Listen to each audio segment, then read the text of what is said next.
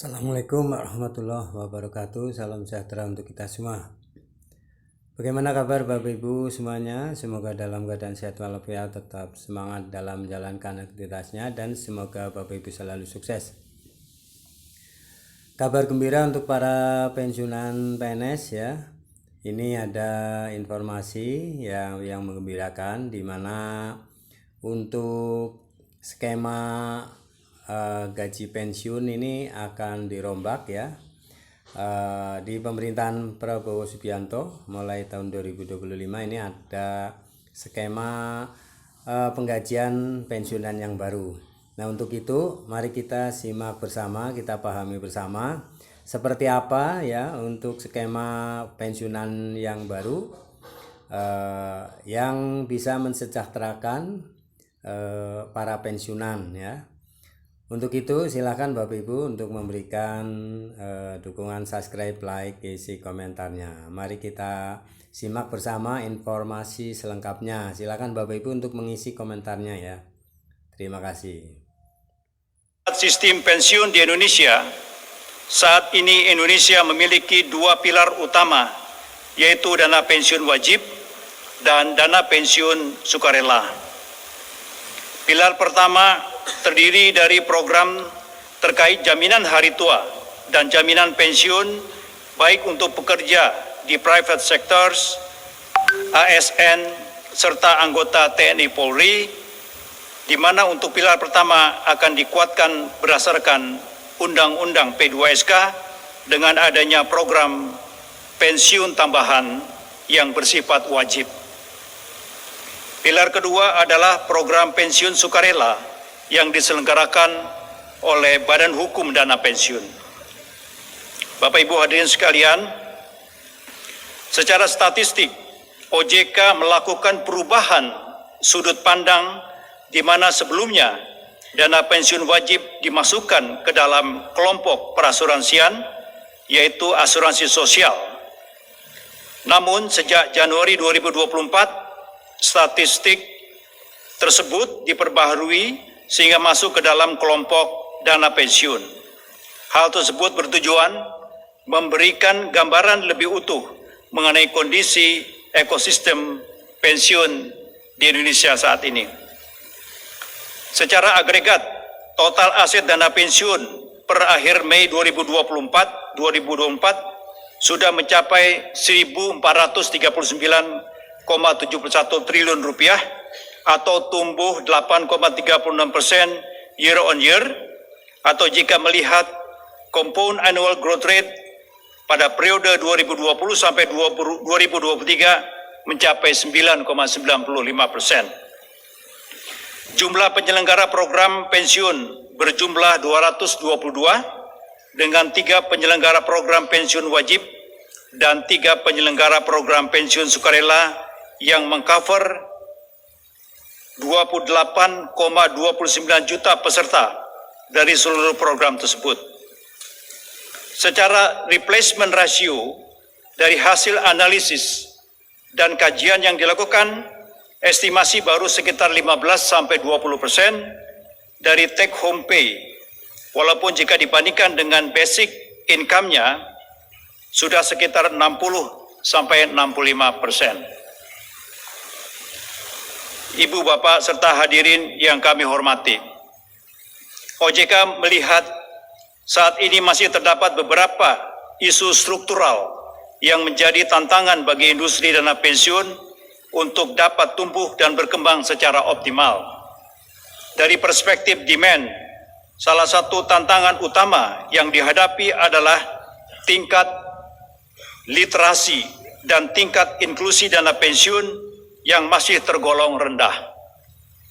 Apabila dikaitkan dengan struktur ketenagakerjaan Indonesia yang didominasi oleh tenaga kerja dari sektor informal, terdapat tantangan berupa akses dan spesifikasi program pensiun yang belum sepenuhnya kompatibel dengan karakteristik pekerja pada sektor informal.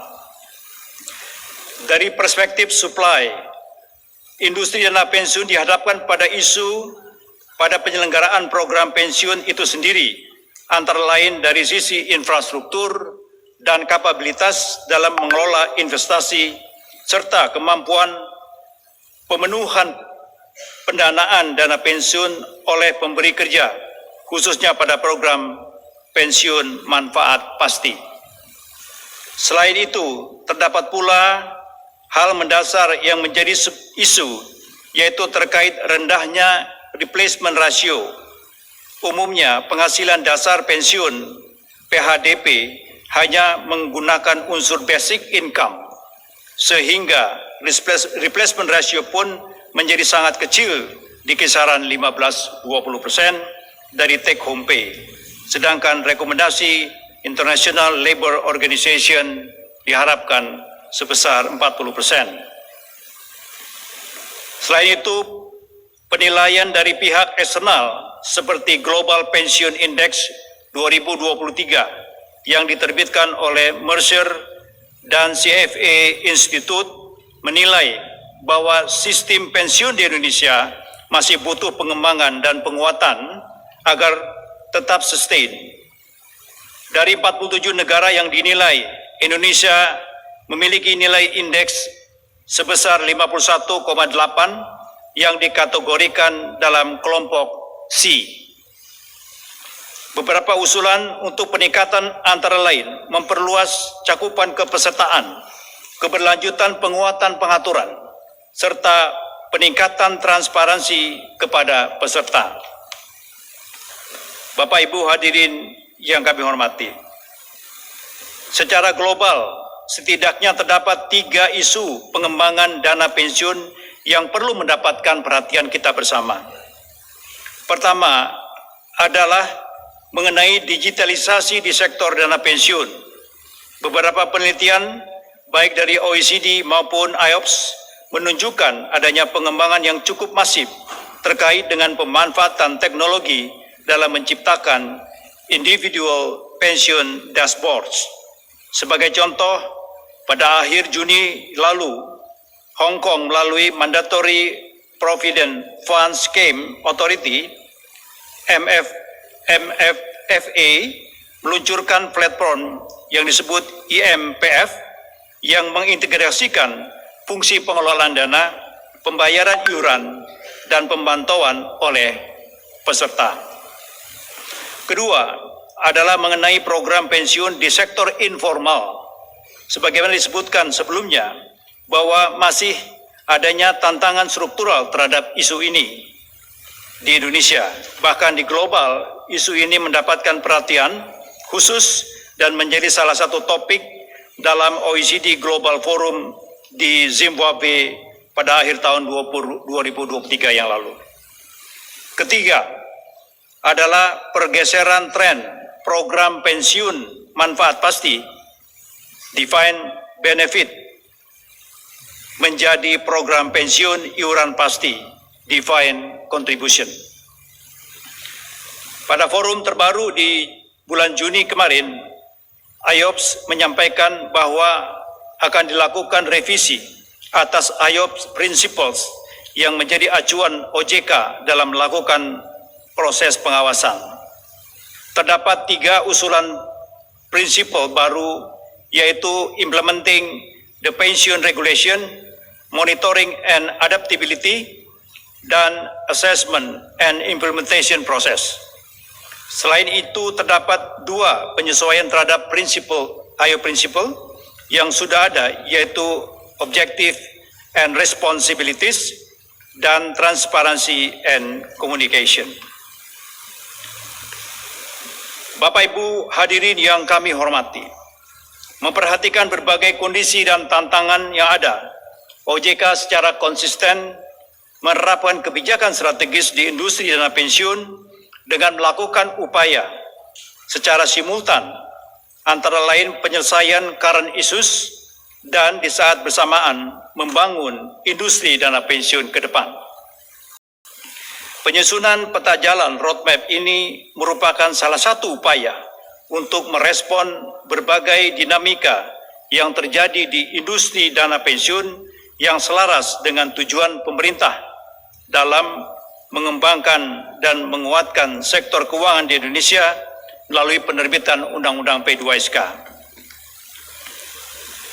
Ide penyusunan roadmap ini sudah dimulai sejak tahun 2023 yang semula hanya berupa program strategis karena industri dana pensiun sempat dinilai menjadi sunset industry. Dalam 3 fase dengan sinergi antara dana pensiun wajib dan dana pensiun sukarela. Fase pertama adalah fase penguatan fondasi pada periode 2024-2025 yang fokus pada penguatan sumber daya manusia, perluasan akses melalui pemanfaatan teknologi, serta penerapan prinsip-prinsip pengelolaan dana pensiun yang baik. Fase kedua adalah fase konsolidasi dan menciptakan momentum pada periode 2026-2027 yang fokus pada konsolidasi penyelenggaraan program pensiun sukarela, penerapan investasi berdasarkan profil risiko peserta, serta pembangunan sistem terintegrasi mengenai kepesertaan pensiun nasional. Fase terakhir, yaitu end state di tahun 2028, adalah fase penyesuaian dan pertumbuhan, di mana harapannya telah terbentuk ekosistem dana pensiun nasional yang lebih baik dengan adanya peningkatan replacement ratio, peningkatan kepesertaan sektor informal, serta tercapainya target densitas dana pensiun. Bapak Ibu hadirin yang berbahagia, akhir kata saya ingin memberikan apresiasi kepada seluruh pihak. Nah, demikian ya Bapak Ibu, apa yang telah direncanakan, diprogramkan untuk mengubah skema pensiunan dimulai dari tahun 2025 sehingga para pensiunan akan lebih sejahtera ya dibandingkan dengan saat ini dan sebelumnya ya. Manfaatnya kurang ya, dan itu sangat kecil sekali. Nah, untuk itu maka skema pensiunan ini akan diubah demi mensejahterakan para pensiunan. Nah, untuk itu pemerintahan Prabowo Subianto mendukung dan menginstruksikan ya agar skema ini diubah dan tentu saja demi kesejahteraan para pensiun. Terima kasih Bapak Ibu telah menyimak video ini, semoga bermanfaat. Jangan lupa untuk memberikan subscribe, like, isi komentarnya. Sampai jumpa kembali, terima kasih. Assalamualaikum warahmatullahi wabarakatuh.